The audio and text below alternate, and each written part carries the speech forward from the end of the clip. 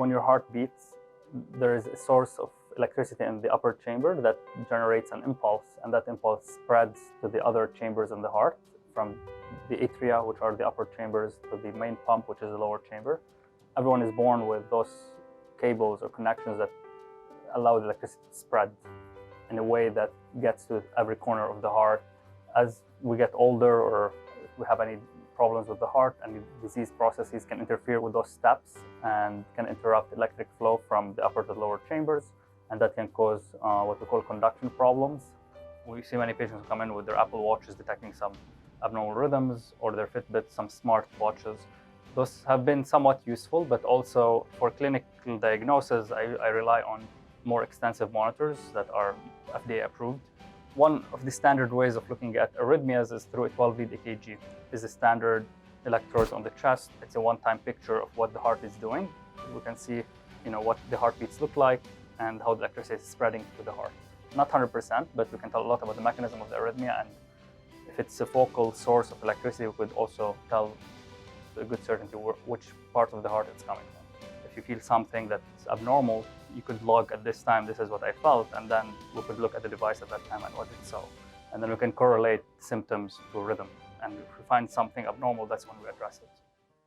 So with ablation, there are two ways we can get rid of arrhythmias. Ablation usually refers to targeting tissue with the intention to destroy it or damage it enough to render it inactive.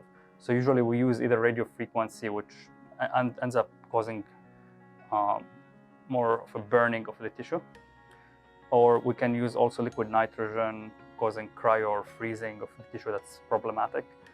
When you go into a procedure, many times you're not 100% certain where the problem is going to end up being.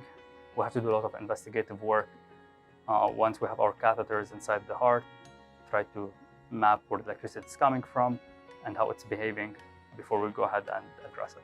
Some of them are curable with ablation, some of them we could suppress effectively. If we're talking about atrial fibrillation, you might end up being on a medication in addition to an ablation procedure to give you the best result. So there are statistics on atrial fibrillation that shows that it's one of the more common arrhythmias.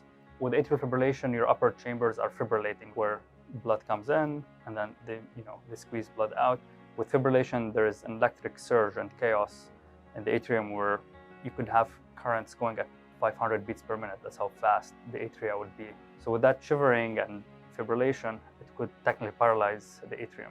With that paralysis comes a stagnation of blood in certain parts or pouches that are part of the atrium. Most of the strokes, more than 90% of the clots, come from that part of the heart. Most patients with atrial fibrillation qualify for blood thinner. And that's something we recommend to prevent strokes. There are other ways to prevent strokes in atrial fibrillation, and that's with device implantation to seal off those pouches where clots tend to form. By sealing them off mechanically, you're pretty much not letting blood go into that space, so it won't even clot. I think it's a great procedure to, number one, reduce your stroke risk and be free from blood thinners, which don't come free of risks. With blood thinners, you are at increased risk of bleeding.